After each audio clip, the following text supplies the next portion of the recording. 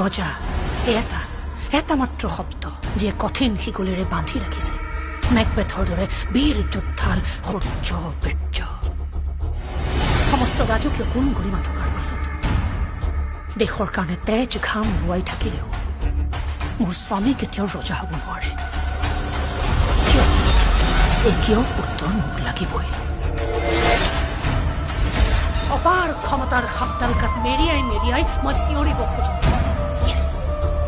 I am the Queen of Scotland! মই ৰাণী মহা